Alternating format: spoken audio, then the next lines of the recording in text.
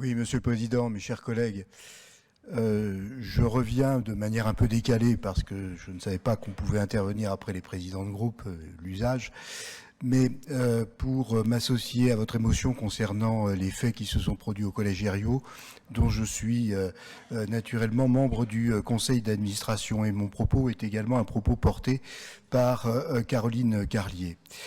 Tout d'abord, je voudrais saluer, remercier le département, vous remercier concernant la qualité du système de sécurité qui a été mis en place et dont j'ai appris ensuite qu'il n'était pas en place dans la totalité des collèges en France, ce qui m'a paru surprenant mais en même temps très rassurant par rapport donc à l'efficacité montrée par le département à l'égard du sujet sécuritaire pour nos collégiens et nos enseignants.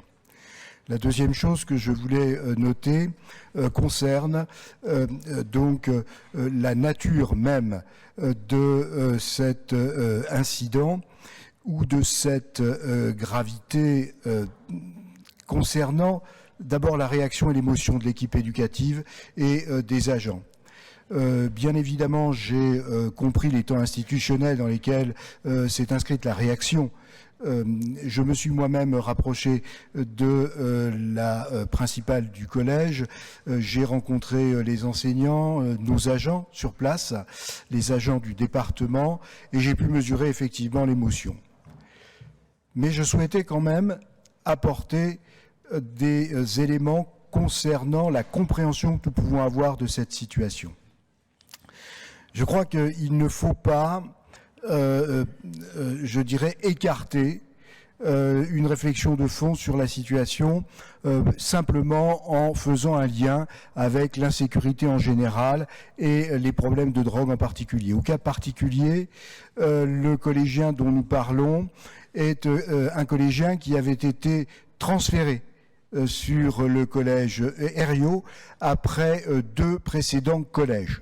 Et donc c'était donc un collégien dont on comprenait qu'il était en difficulté. Il s'est trouvé occasionnellement situé à Chenôve. Il aurait tout aussi bien pu se trouver dans un autre collège de l'agglomération dijonnaise.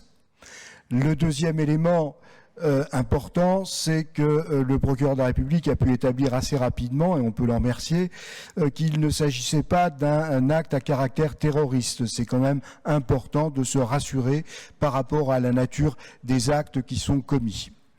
Le troisième élément concerne donc le lien qui pourrait être établi avec des phénomènes de drogue. Au cas particulier, il n'a pas été établi de lien avec des phénomènes de drogue. Donc il ne faut pas aller dans le sens d'une trop grande ou d'une trop rapide assimilation, parce que je pense que nos concitoyens ont besoin de clarté sur ce qui s'est effectivement produit. En revanche, cette situation nous alerte sur 2 choses. Sur le fait que l'éducation nationale est confrontée à un public de plus en plus difficile et des jeunes de plus en plus difficiles à cerner, à la fois dans leurs intentions, dans leurs projets et dans leur confiance dans l'institution républicaine au sens large. Et puis, ça doit attirer notre attention aussi sur la fragilisation psychosociologique de toute une catégorie de population au gré de la montée des inégalités. Et je crois que nous avons là un vrai défi qui ne peut pas être traité que sur le plan sécuritaire, même si, naturellement, je suis, pour ce qui me concerne, pour une stricte application de la loi s'agissant des faits de délinquance de toute nature.